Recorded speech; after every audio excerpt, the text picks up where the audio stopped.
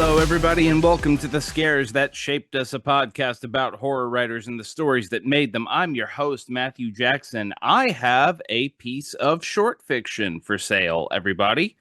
I decided this past week, feeling a little helpless about the world and my place in it, that I would put up a short story for sale on my Ko-Fi page with all the proceeds going to a nonprofit. It is called Candy Exchange. It takes place the day after Halloween, and it is about a dentist's office where a little boy comes in still wearing his Halloween costume.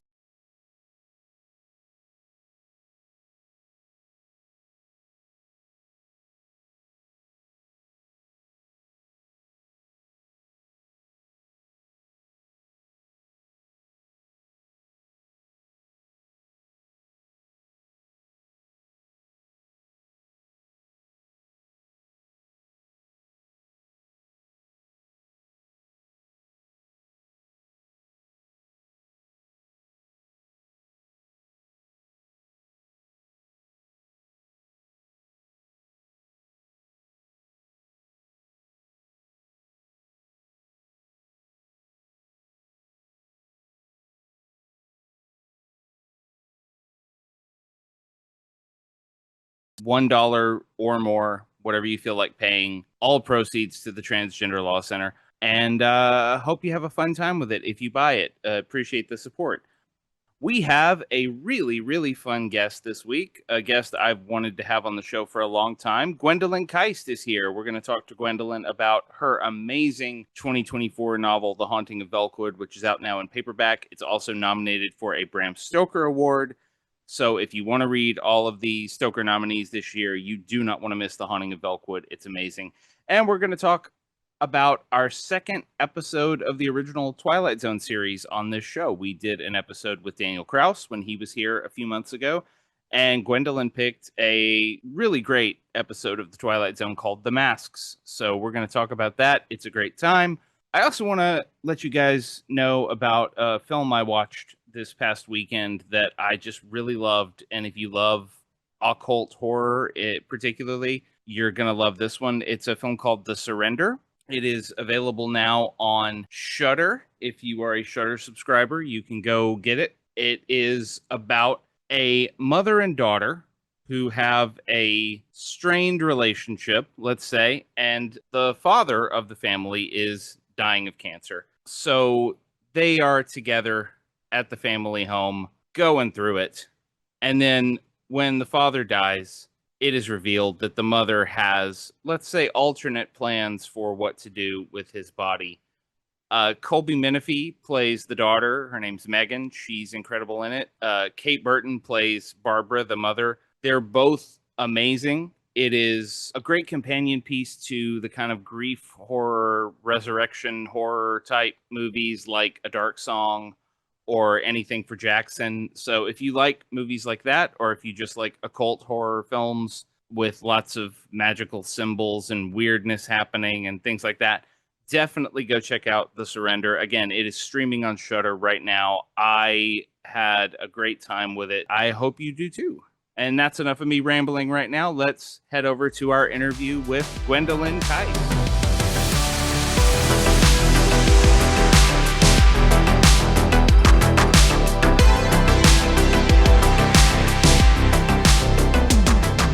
Joining us this week on The Scares That Shaped Us is one of my favorite modern horror authors. She is a Bram Stoker winner for books like The Rust Maidens, Reluctant Immortals, and Bram Stoker nominated this year for one of the best horror novels of 2024, The Haunting of Velkwood. Gwendolyn Kiste, welcome to the show.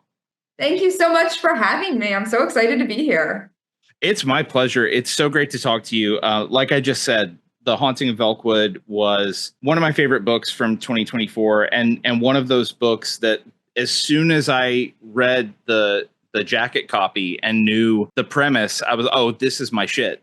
I am ready to go with this. But for anybody who doesn't know about The Haunting of Velkwood yet, would you mind giving our listeners a little taste of what the book is?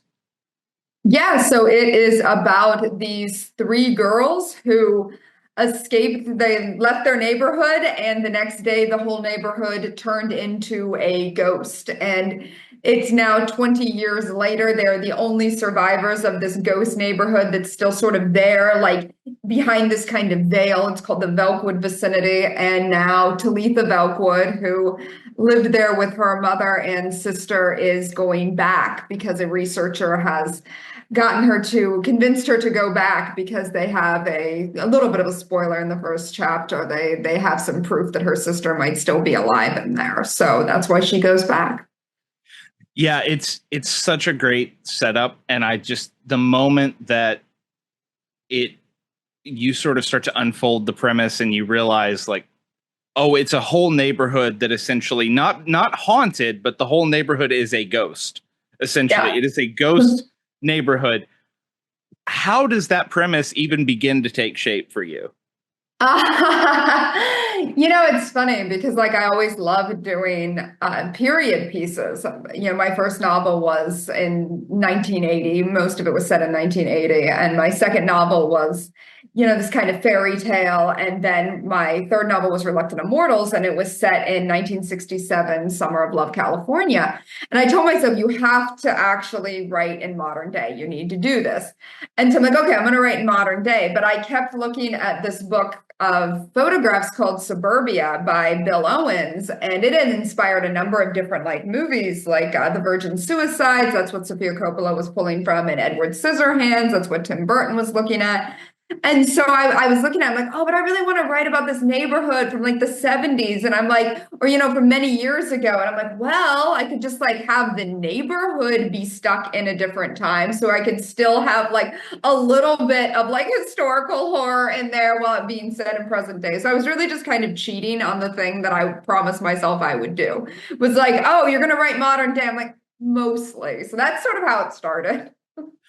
Well, it has this quality of there are always those cities that you go to, and you have the sort of historical part of the city where everything is deliberately sort of old world and Art Deco and cool.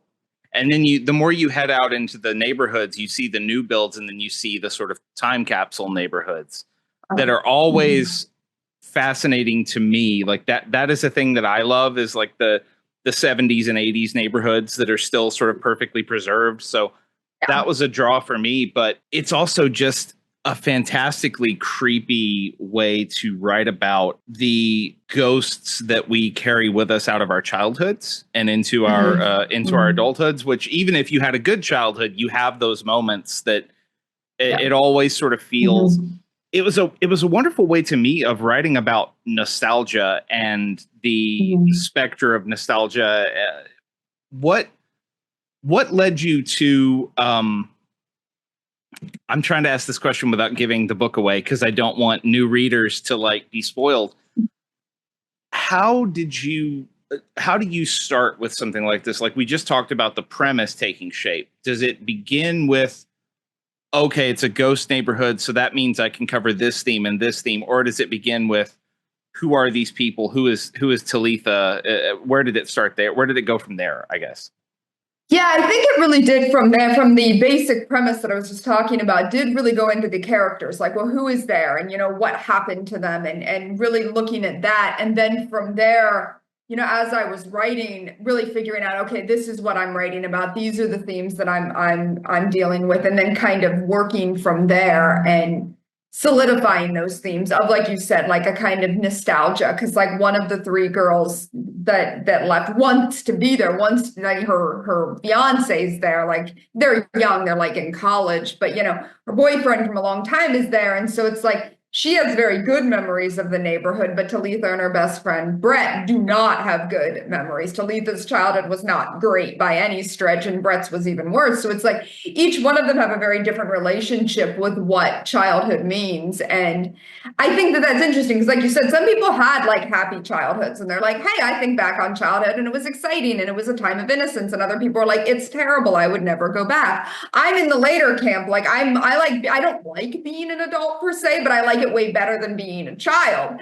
And so it's I wanted to kind of deal with that because I've known so many people on kind of the whole spectrum as to people who are like, oh, I'd go back to being a kid in a heartbeat. And people are like, absolutely not. It was terrible. So I think that it's interesting to kind of explore what that means to each person. Yeah, I think I agree with you. I had a very nice childhood. I love my childhood and I love where I grew up, but I much prefer revisiting those places as an adult, knowing what I know now, than just the idea of repeating those things. Plus, when you're an adult, you can just go to the store and buy a whole cheesecake and no one will stop you. So Exactly. That's actually something like I often think about, even though it's not even a thing I necessarily do that often. But I'm like, I can eat whatever I want, whenever I want to. And it's like, as a child, like, you're going to do this, you're going to be here, you're going to go this place over there. And I'm like, I can do whatever I want within reason, right? Like, you're an adult, there's, but you're right. Like, you have so much more autonomy as an adult than you ever had as a child. So I didn't think about it the way that you laid out the premise and wanting to sort of write a period story without writing a period story. That never occurred to me reading the book, but now that you say it and looking at your other work, I think a lot of people first found you with Reluctant Immortals, which is where I first found you. And then you find all the other fiction, and then Haunting of Velkwood. What do you think it is? Because whenever I write fiction, I am automatically in the present day, or like maybe like 2004 is like the furthest back I go, because I'm always intimidated by the idea of, well, the summer of love in 60s in California, that's a cool era to write about, but I don't know anything about it. I've seen The Doors, that's all I know about it.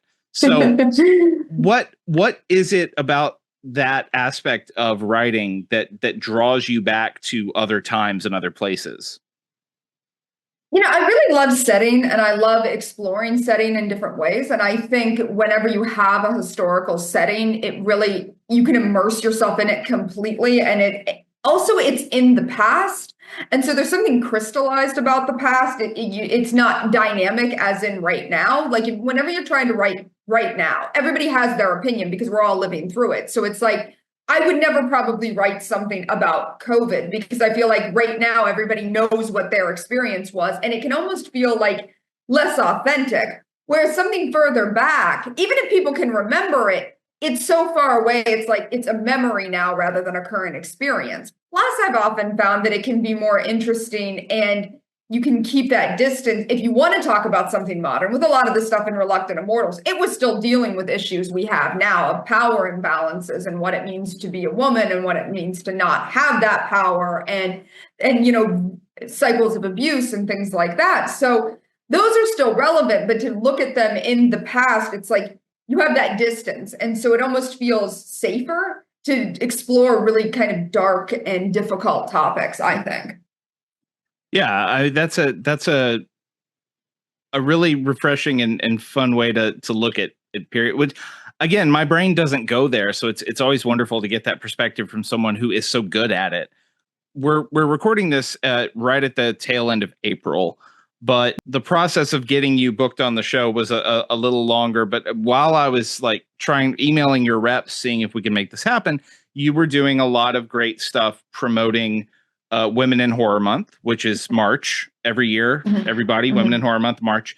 And I love hearing from the voices that I do know, amplifying the voices that I don't know. And like through you and your promotion of Women in Horror Month, I like found out about some new authors. Like I bought Mae Murray's book because I saw her featured in your roundtables and things. So I just wanted to ask, before we go into our topic today, who are some of the women writing horror right now that through things like the roundtables that you do and stuff like that, that you've discovered that you think more people should be reading? I never know who people know, right? Like, some people are like, I don't know that author. And I'm like, that author's been around forever. But, it's hard to say. I always like to bring up Sarah Tantlinger. She's a Pittsburgh area author, and I just love her work. She has her debut collection coming out from Dark Matter Inc. later this year. Eden Royce again is somebody I feel like most people are going to know, but like, just in case somebody out there has somehow not come across Eden Royce, her books are incredible. A lot of Southern Gothic.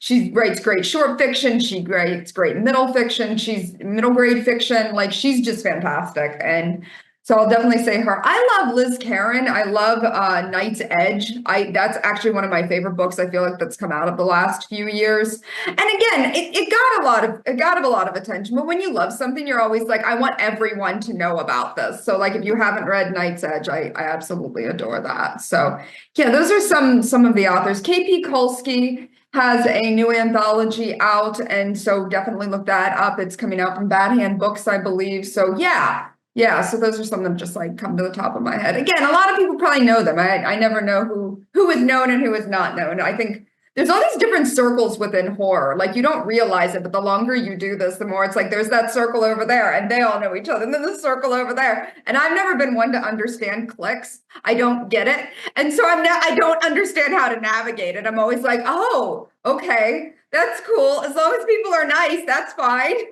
Yeah, it's same. It's always interesting to find everyone has their it's a clique, but the great thing about I think the modern horror community is, first of all, there's so much of it.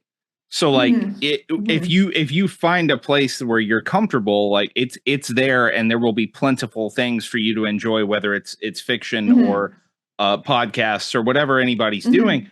But also, yeah, you find, you latch onto one name. I mean, like I just said, I found out about Mae Murray from you, and I found out about you from, I don't even remember, but it was just, it's all this ever expanding web of connections that you have to form slowly. So like anyone out there, I'm sure there's someone listening like, I know Liz Karen, I know everything about Liz Karen's work. Like, great. Yeah. If you don't, go read Liz Karen. And everybody also go, the Haunting of Velkwood is out in paperback now. Go get it. It's fantastic. But for now, we are going to move over to our second Twilight Zone episode that we've done on this show. We had Daniel Kraus here back when we started, and he covered The Invaders, which is a wonderful episode. I love that one. I've got like the little bauble that's like that little creature that goes after them in that. I actually have it. I accidentally broke it. My husband had to like glue it back together because I was like, I broke my Invaders bauble. So that leads me, like, I was going to ask if you are a fan of the wider show as as. Yeah. Okay. So we'll get into some Twilight Zone nerd stuff, but the episode that Gwendolyn picked here is called The Masks, and it is a Twilight Zone episode from the 5th season. So the final season, originally aired in March of 1964. Written by Rod Serling, directed by the great Hollywood legend Ida Lupino. Yes. Yay, Ida Lupino. Gwendolyn, I had a hunch that the trailblazing legendary Ida Lupino was part of the reason you picked this. But if you wouldn't mind, do you remember your first encounter with this episode and how it hit you? Yes. So I was definitely like grade school, probably 7 or 8, because I'm pretty sure I was still living in like the old apartment where I grew up, like in the early parts of grade school. Because Twilight Zone always seemed to be on when I was a kid, which was fantastic, even though it scared me. And a lot of things didn't scare me, but the things that did scare me really haunted me. And I remember it was just it was so scary, the idea of like these masks and you put them on and then they're like, then you're stuck that way, especially as a little kid, because they always tell you your face is going to stick that way, right? Like, which is so ridiculous. But like then this was like the embodiment of that. And I'm like, oh my gosh, it could happen, at least according to the Twilight Zone. And I think I liked the idea of the justice of it all in some ways, of like, they're not nice people. And then like, you can visually see that they're not nice people. I think as a child, you want to believe that things could be that simple and that there's that clear of justice. And I always love that about the Twilight Zone, is there's a real sense of like morality and justice in it. And it's like, it really made me think that the world would be a lot more just than it has turned out to be. I feel like Rod Serling led me astray a little bit, but I think it was his hope for the way the world could be, per se. It does have that classic Twilight Zone. I mean, he even says it in his intro that it's about justice being meted out. So we're going to spoil The Masks. It's spoiler alert for a 61-year-old episode of television. If you haven't seen it, the Twilight Zone it airs on like the Sci-Fi Network every week. You can go find it. It's easy to watch. So pause the podcast, watch this half-hour episode. It's brilliant. Come back here. But The Masks is about a wealthy old man who lives in New Orleans named Jason Foster, and it's Mardi Gras. It's Mardi Gras time in New Orleans, and Jason's doctor has just visited him, and he has a bad heart, and his doctor tells him, "You're going to die. You should measure your life in moments at this point. It really could be any time." And he says, "I just have to stay alive until midnight," because he has brought his daughter and his daughter's husband and children to his home on Mardi Gras, and he has had these custom masks made for each of them, and he tells them to he basically I mean, one of the brilliant things about the episode and about the kind of economy of Serling's writing is immediately upon seeing these people, you understand, oh, these are not good people. It's so brilliant. It's just the moment you see what's his name, Wilfred, the son-in-law of Jason, you immediately are just like, oh, this guy's a piece of shit. I can just immediately tell. The short version is he has custom masks made, and he says, we're all going to wear these masks. You have to keep the masks on until midnight. Yeah. If you keep the masks on until midnight, you get my entire fortune. You will inherit everything I own. I know that's what you want anyway. If you don't keep the masks on, if any one of you takes the masks off, I will buy you a train ticket home, and that is it. None of the rest of my money goes to you. And then what happens, Gwendolyn? I mean, you already kind of said it, but yeah. Yeah, they freak out. I actually love the freak out right before midnight. They're like, they're almost ready to forfeit the money, which they should have done, right? That's the whole thing. They should have just forfeited the money. I don't think it would have been too late then. But it hits midnight. And also we forgot, like, Jason, the old man, has the skull mask on. Yes. And so he had that mask made for him. So at midnight, he dies, so he becomes the embodiment of death, even though at the end when they take it off, he still looks like him because it was just the death of the skull, right? And so they're like, yay, he's dead, and they're all happy, and then they take off their masks, and their faces are now stuck like the masks, and now they're going to go through. They're going to be rich, though. I mean, they still got all the money, right? Like, they're going to be rich, but like they're going to be very unhappy because their faces are stuck that way. Yeah, well, it is a wonderful, like, that it's that Rod Serling morality tale thing. But to me, the most brilliant part of it is he doesn't just give them the masks. He like plays a little game with them at first and says, I want you to pick the mask because it's Mardi Gras. So they're supposed to be like carnival masks, but they're all hideous. They're hideous. They're grotesque. And the death mask is which is the skull, which is the best one because it's a cool skull, is for him. But he says the tradition at Mardi Gras is to wear the mask that is the antithesis of who you are, which is that kind of Lord of Misrule festival tradition of the roles are reversed. So Wilfred, who is clearly this like greedy, money grubbing businessman type, he says like, what kind of man are you, Wilfred? And Wilfred's like, well, yeah, I'm a nice guy. I'm an affable guy. I enjoy life. I like people. And he says, okay, so you're going to wear this avatar of greed and avarice and cruelty because you're nothing like that. Yeah. And then this old dude just lays into the rest of his family and is like, okay, so my granddaughter is completely vain and focused only on looks. So she is going to wear this ugly pig nose mask. Yeah. But they're all pretty ugly. The one thing I will say is they all kind of look the same anyways. Like I remember that even as a kid being like, they all still kind of look the same. I do think hers is the ugliest. Watching it again, I will say though, like the two men are the worst. Like the son-in-law is the one who constantly, after the guy dies, is like, hooray. The actual daughter, she's a total hypochondriac and she's very fake, you can tell, but she's not quite as bad as I remember. And even the really vain daughter, she's just kind of like one of those like always looking at herself. But the son, like he even talks about like how he like tortures animals. And at one point, like the grandfather is like, yeah, you're always just enjoying torturing animals. And the guy's like, I don't do that anymore. And I'm like, damn, you're not even trying to argue. I think like last night I watched it. I'm like, wow. Like it's not like, oh, I don't do that, grandma. Like, I don't do that anymore. I'm like, yeah, probably since yesterday. Like the two dudes are like way meaner. The women aren't good. They're not nice people. I wouldn't want to hang out with them. But it was like kind of surprising to be like, wow, these dudes are even worse than I remembered. Yeah, Wilfred Jr., the grandson, who was played by Alan Suze, was the actor's name. He is, first of all, he's gigantic, and you get the sense when you meet him that well, what's going on with him? Is he maybe on the spectrum or something? And no, he's just a monster. That's what ends up coming out, and it's very funny because you mentioned that, because Jason just is laying into all of them and saying like, you torture small animals and you're mean to everybody and you don't care about anything. And their response is, no. He's turned his life around. He's on the football team now. Because, football players have never, ever been mean to anyone around them ever for any reason. But anyway, ever.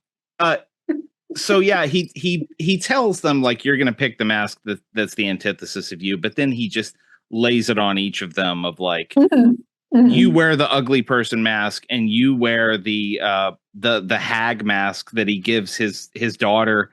And it's really amazing because he tells them like, this is just for a few hours and then you get all of my money and my house and everything.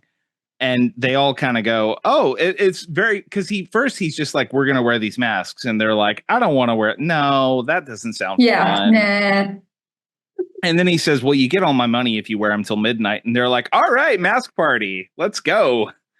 And then but like you said, there's this amazing like time jump where it's like 10 minutes to midnight. Like you come back from commercial break and it's 10 minutes to midnight. And they're losing their minds. They're all just like, I can't wear this mask anymore. Can I please take it off? I can't. Like his daughter is like, I'm literally suffocating. It reminded me a little bit of like the COVID mask people who were just very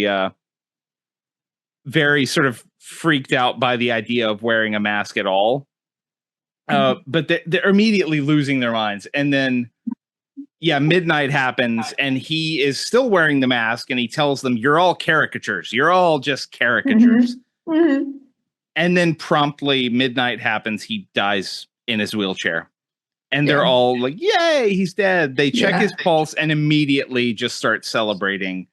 And then the son-in-law in particular, like the daughter's husband, like he's immediately like, yes, this is amazing. And it's like, wow. Like I said, he was the meanest because I remember them all being way more celebratory, but the rest of them are just kind of like standing there at first. So I was like watching it again this time, like, okay, who's kind of the worst? Are they all as bad? And it was like, yeah. I will also say something I did not appreciate when I was younger is that the old man's not very nice either. Like as a kid, I was like, he's doling out justice. I'm like, I don't know, maybe you could have been a better dad and your daughter wouldn't have turned out to be so terrible. It's a very interesting dynamic because we don't really learn anything about Jason. All we really know about him is he's an old man who is clearly very wealthy. He is very close friends with his doctor. He's had the same doctor for 25 years and they're friends. And he expresses in the beginning of the episode that he hates artifice. He is very like keen on telling his doctor, the reason you've been my doctor for 25 years is that you don't bullshit me. I ask you a straight question, I get a straight answer, unlike everyone else in your profession, which is, weird shade to throw at doctors, but whatever. But yeah, he makes it very clear, like, I don't like when people are fake with me. Yeah. And his daughter is clearly like the fakest person who's ever lived. Yes. But you're left to wonder because we don't know anything about his marital status, if there ever was one. We don't know about how he made his money. We don't know what kind of man he was, what kind of father he was, but he has clearly just had it with everyone in his life. Another thing that I found very interesting is he has a servant. He has a butler named Jeffrey, played by Bill Walker, who is a black man in New Orleans in the 1960s, and the family, like the daughter and the son-in-law and all those people, immediately are just like shitty to Jeffrey, just like, carry all of our stuff, Jeffrey, just take it, take this, this. And Jeffrey has this pile of coats on him as he's walking through that, and you never do quite get a sense, like, it seems like Jason and Jeffrey are nice to each other, but you're never sure. Yeah, because that was something I was really watching this time too, of like, how does he treat him? He seems nicer to him than he is to his daughter that he doesn't like, but we don't see enough of an interaction to be able to know for sure, like, what that relationship is like. Yeah, and it makes you wonder too, and like, one of the fun parts of this episode, and I think it's a trait that a lot of the best Twilight Zone episodes have, is you're left pondering the inner lives of these people, because like, this is a guy who was clearly pushed to some sort of breaking point with his family. And if you've ever been through any kind of thing with a family involving an inheritance, you know that, like, it's a cliche for a reason. It's a thing that makes people act weird and get weird about money and have these arguments that they wouldn't have otherwise had. But you're left going, like, what happened before this that made him go, all right, you know what? Fuck these people. Yeah, because like, as I'm watching it, I'm like, he could have avoided this whole thing and just donated all of his money to charity and just like left a note for the family, like, I hate you, right? But it's like, no, he's like, I'm going to give you this money if you keep this mask on. I do believe that. I actually don't think that there's some kind of subterfuge there. I get the impression that he's keeping his word. It's like, I'm going to give you the money, but this is the price you're going to pay for it, is the impression I very much get. They are rich at the end. Absolutely. It is, it's such an interesting, and it ties into that thing of like, I hate artifice. So you're going to look like the person you are on the inside for the rest of your life, so that everyone knows, which is its own like weird, the way we talk about beauty standards and appearance and things now, as opposed to 1964. It's a little simplistic maybe, but I want to talk a little bit about Ida Lupino, because for those who don't know, Ida Lupino was a actor in the golden age of Hollywood, who also was a rare thing in that era in the studio system. She was a writer, director, and producer and star, which was not a thing that you saw a lot for even men in that era, but especially for women. And she was in a lot of great movies. She was in They Drive by Night, High Sierra, The Hard Way, all that stuff. But she also directed like movies like Outrage and The Trouble with Angels. And she was the only woman to ever direct an episode of the original Twilight Zone, and the only actor to ever direct an episode. And she infuses this thing with so much tension and drama. It really benefits from having her touch. Yes, absolutely. That's something I've often heard, that like, actors can make really great directors because they understand how to work with actors, because they are an actor, and how, like you said, you can build that tension and everything. So yeah, like when I was going through it and I was thinking like, okay, what are the ones that affected me the most as a kid? Like, I love the William Shatner, the Gremlin on the Wing. I thought about that one, but I'm like, I really love the Masks episode too, because I love body horror, and it's such a body horror episode. And I'm like, and it's got Ida Lupino as the director. And there were so few female TV directors back then. And like you said, she was the only one who ever directed an episode of The Twilight Zone. But I do love that. And this episode is written by Rod Serling. So I love that he was like, yes, we're going to bring Ida Lupino on to direct one of my episodes that I wrote. So I think that's cool.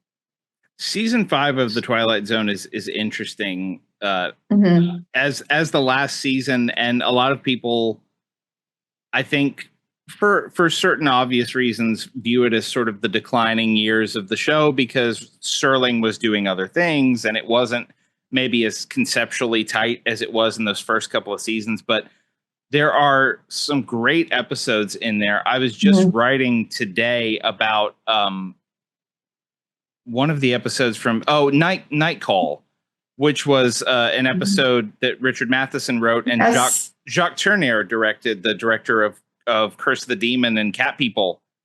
Like I did not realize that. Oh, I have to go back and rewatch it because I love Cat People. Yeah,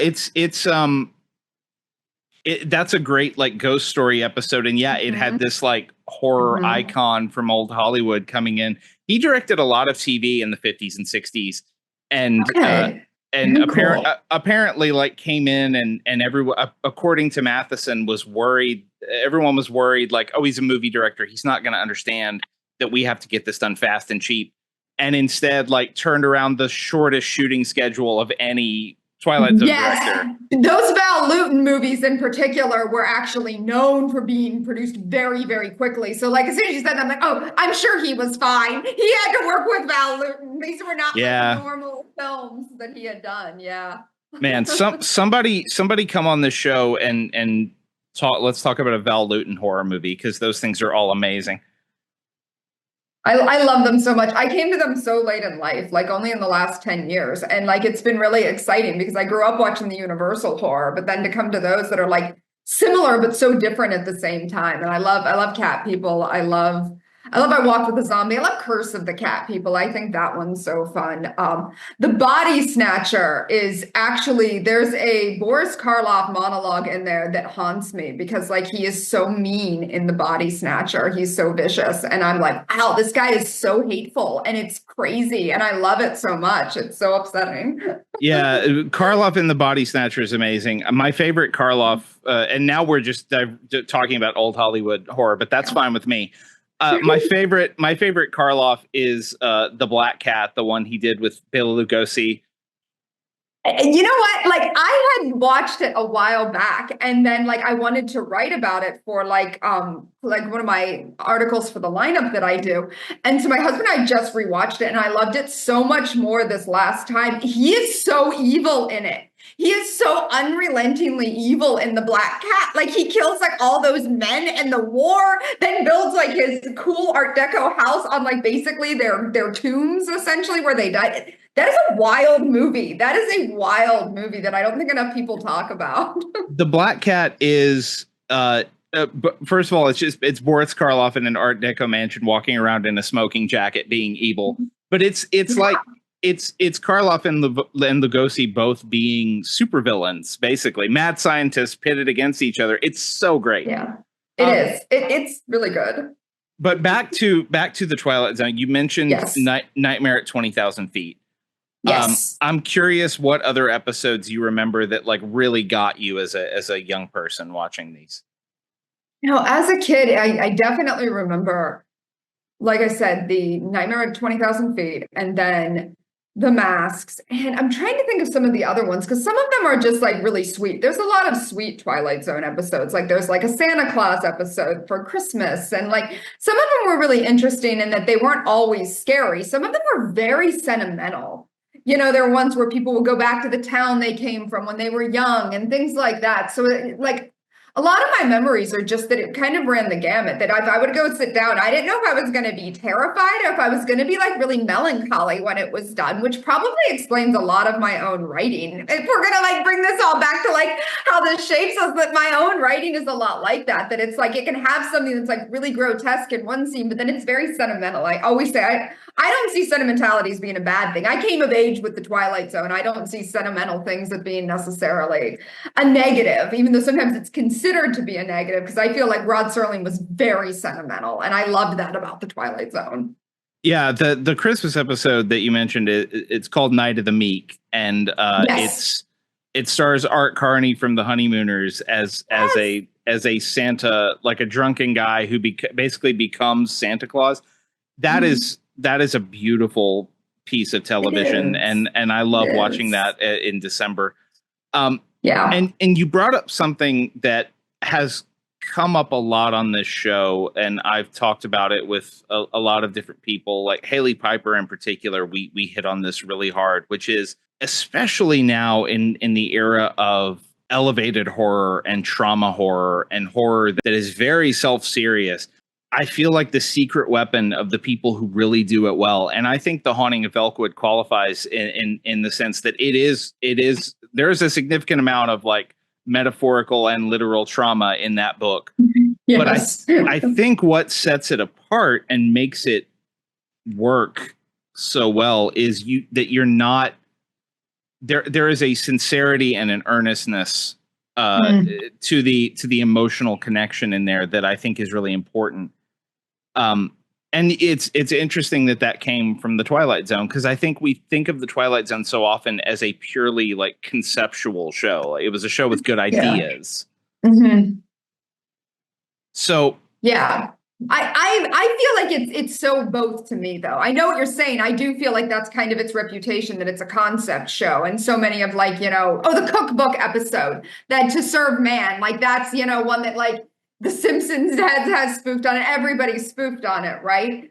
But like, and that one definitely freaked me out as a kid. Like I had weird things about food anyway. So then it's like, oh no, that's even like another layer of making food creepy. But yeah, I think when the Twilight Zone worked the best, it was when it was very emotional. And yeah, and those are the things that stick with you, I think. Yeah. Well, it also like the fact that you picked this particular episode really appealed to me, because as I was looking at it again this afternoon, I was thinking about, it's always fun to go back to something that you've seen before, which sometimes I do. A lot of times I do for the show, and other times someone sends me something completely new to me. But it's cool to watch it and think like, okay, I know the kind of fiction Gwendolyn writes. So now I'm viewing this through that filter and thinking about it in terms of like, how is this like a Gwendolyn Kiste story? And this is definitely something in The Haunting of Velkwood. It's in Reluctant Immortals. It even, like, to me, it reminds me of The Rust Maidens a little bit, in that it is a story about what we present to the world and what we hide from the world. And Velkwood is very much a story informed by the way that these characters presented their world in this sort of beautiful little neighborhood that they were supposed to call home for forever. And then the reality of it, where it becomes this haunted landscape full of dark secrets. Is that something that you see as like a super important element to your work? Is that sort of mask feeling? Is that really important to you, or is that something that I'm just bringing up now and you're going, oh yeah? I would say, yeah, it's definitely very important to me. I think always, I'm a huge David Lynch fan, and I think so often of that image from Blue Velvet, where you have that white picket fence and those beautiful flowers, and it's this beautiful neighborhood, and then it drops down into the ground and you see like the insects and everything writhing beneath. And to me, that's so much of the way that I see like suburbia, the way I see a lot of American life, a lot of life in general. But I think America does everything so melodramatically. We are a very melodramatic culture. We do everything in like the sharp relief. And so, I see that as being very American, of like the way we present ourselves versus the truth beneath that, and how a lot of people don't try to reconcile that. They're like, oh, I'm going to put on this facade and pretend that this is how it is, as opposed to, what's actually going on sort of behind closed doors, or even within that person. I always think it's interesting when somebody will try to tell you who they are, but you know them, or you're getting to know them, and you're like, you're not really that person. Like, that's what it was interesting in the episode, right? When he's like, oh, this isn't who you are at all. And it's like, yet you know that that's who that person really is. And I always think that that's such an interesting thing, and self-awareness, and how much we can be self-aware and how many of us aren't, or we'd like to be more self-aware. And that kind of element of it is definitely something I think about all the time. What is your, do you have a favorite Lynch project? It changes. Usually I will say that my favorite thing from David Lynch is Twin Peaks Fire Walk with Me. It's actually, and talking about what I'm saying, that's the one, right? That really gets at the heart of Twin Peaks, and like the image Laura Palmer's putting out there, the image her family's putting out there, and then all of that rot underneath it all. I love Fire Walk with Me so much. We are friends now, Gwendolyn, because that is my favorite David Lynch project as well. I was on someone else's podcast a while back, and we were just it was right after Lynch passed, and it was another film critic had invited me to come on and talk about his filmography, and we just kind of went through and hit the major beats. And he asked me what my favorite was, and I said, "Oh, Fire Walk with Me." And he said, "That's really bleak." And I said, the more I watch Fire Walk with Me, the more I find hope and beauty in it. Yes. I understand why people would say it's bleak, but that's how I feel about it. And especially the ending, and like, spoiler alert for anyone who hasn't seen it, it's like 30 years old. I mean, everybody knows Laura Palmer dies, right? That's like that's the inciting incident of Twin Peaks. But like, her at the end in the red room and that blue light, and her like laughing and crying, and the angel has returned. And it's just, to me, it's a very hopeful ending. And, especially, you don't really necessarily have to take David Lynch's stuff as literal anyway. So to me, it's a very transcendent moment. And, she goes against the cycle of abuse in her family when Leland is trying to put Bob in her. And she's like, no, I'll die instead of, continuing on in this cycle. And it's oddly hopeful. I think I actually don't consider it as bleak as I think, although I don't even see Mulholland Drive as bleak, though. A lot of people, like, I consider that cycle might continue and she might get a chance to try again. I think it's a loop. And so I feel like in a time loop, you might be able to break it anyways. And I like that about Lynch's stuff, is that it's about cycles. So maybe you can break it the next time. Yeah, it's definitely, I think one of the heartening things when he passed was the number of people who were quick to point out the hope in his films, and the genuine, like we were just talking about, sincerity and yes. emotion and horror. Like he was a sentimental man. Like he was. You don't love Bob's Big Boy that much without being a sentimental man, I don't think. One of these days, I'm gonna have to do like a Twin Peaks special, because this is like it's Haley Piper talked about Twin Peaks with me quite a bit. Erica Worth talked about Twin Peaks with me quite a bit, and now we're bringing it up here. I'm like, I gotta have all of you back and just do a big Twin Peaks conversation. I would love that. I am always up for talking about David Lynch, and especially Twin Peaks. So absolutely, that sounds like fun. Yeah, anyway.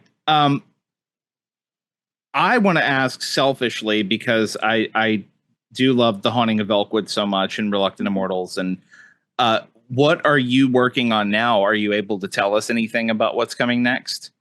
Well, just like last week, we announced my second fiction collection. So it will be coming out next year, and from Raw Dog Screaming Press. So I'm very excited. I'm a big fan of short fiction, and my first short fiction collection was like 8 years ago. So it's been a long time in between them. So I'm extremely excited about that. And it hasn't been announced yet. I can't officially say it, but the contract has been signed. I do have a new novella coming out that I'm extremely excited about as well. Like, I don't want to talk too much about that, but like that'll probably be the next year. So those are my things for the next 2 years. I wonder now, because you are we talked about novels when I introduced you, but you are an accomplished, celebrated short fiction writer as well. Is that something that you can also pin back to Twilight Zone and that ability to digest genre stories in half-hour chunks? I absolutely think so, because I figured that's where you were going to go as soon as you said, could we trace that back to him? Like the Twilight Zone? Yeah, I bet. And also it's interesting because I loved some of Richard Matheson's short stories when I was a kid. And so like, I really loved anthologies, but some of those anthologies, Ray Bradbury, and he wrote an episode of the Twilight Zone. So it's interesting, even the short stories that I loved, a lot of them did have at least 1 or 2 episodes on the Twilight Zone. So it's like very much so. I think that connection is very clear. I love the idea of kind of getting in and getting out and being able to say what you want and being able to say it well. and get back out again, I think is a really good skill as a storyteller. Well, I'm looking forward to the next collection as well as the next novella. Gwendolyn, before we let you go, where can people find you online, and what else do you have coming up that people can look forward to?